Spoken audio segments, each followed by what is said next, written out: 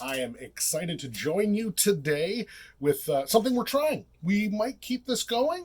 We'll just see how it goes. But we wanted to do Throwback Thursdays with Pastor Brad, which, if I think I have the hashtag right, it would be TBTPB if you wanted to hashtag this with any of your thoughts or your responses. But had the opportunity to talk with a couple people actually about the series we've been going through.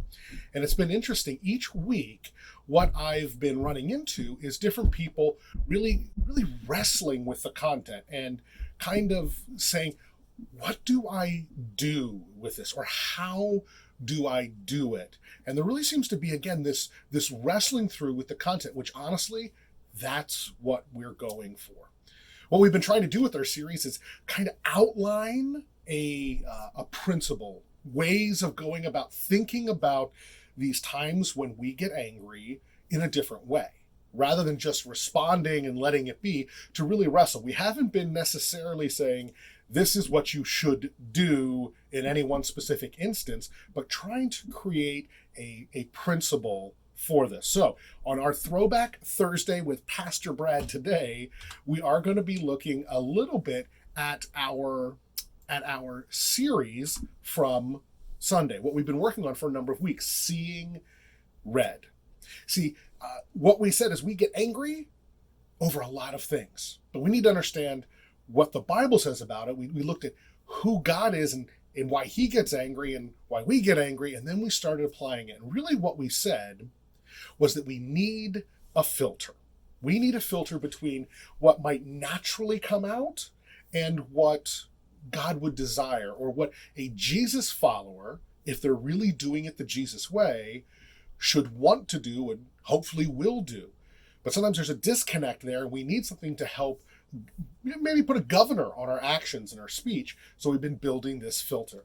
The filter we've built over the last several weeks is this. We started with, am I being kind, tender-hearted, and forgiving by doing good to everyone while being motivated by a sacrificial love?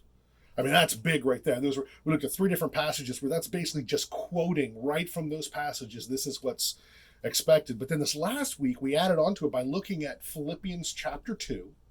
And we summarized what that part of the filter was going to be with this idea of, am I treating others like they're more important than me? I mean, this just upped the ante. It's not just make sure other people are treated well or make sure other people are important to you. It actually lets us know that we're to count others, consider others, treat others like they're more significant than ourselves. And I'll be honest, this is hard. And we really dug into, what does this mean for us? And in a particular area, we talked about politics. And in that, we talked about not just what I believe and what I vote, but how we go about it. We said this phrase, and we're going to say it again and again and again. It's not as important to be right as how we are right. And by that, we mean the truth is important. Absolutely. Being right is important, but it's much, much more important in how we go about being right. So how we go about voting, how we go about making those decisions biblically, it's not just to do it the right way, but how are we processing it? How are we thinking through? Are we doing that biblically? And then we said how we share, how we discuss it. When we're getting on Facebook, social media, Instagram, Twitter, whatever it is, are we sharing the information using the filter? And that's hard.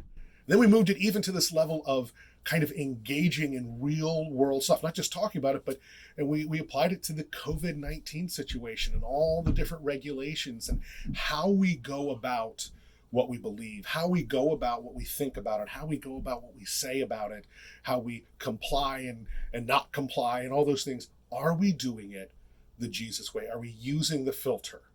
Are we being kind, tender-hearted, and forgiving?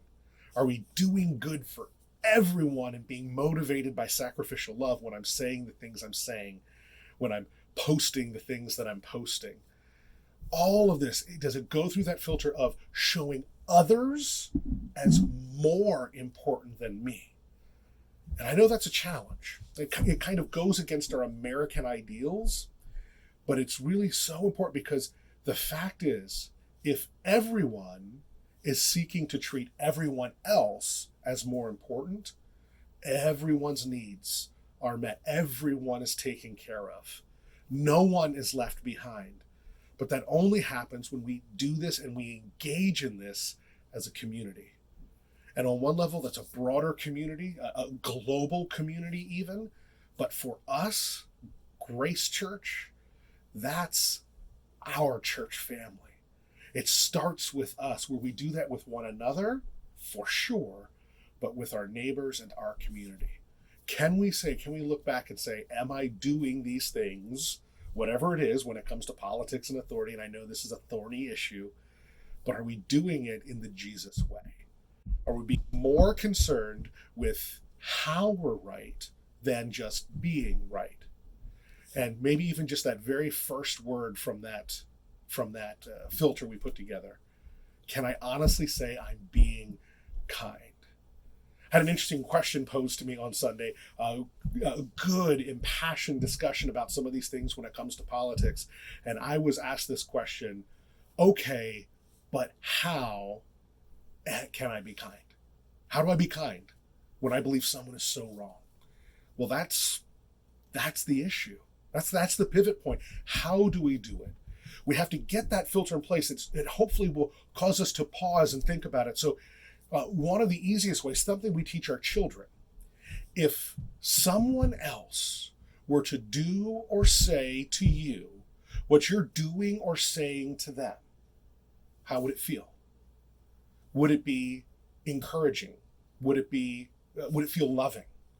If tables were turned and not just what you were doing, but how you were doing it, if it doesn't feel good, if it doesn't feel like you're being valued as a person, doesn't mean that they're just telling you what you want to know, but if how the person's talking to you doesn't make you feel valued and of worth, and in Bible talk, we refer to that as respecting the image of God, that God has put his image in all of us, and that because of that, we respect and we honor that.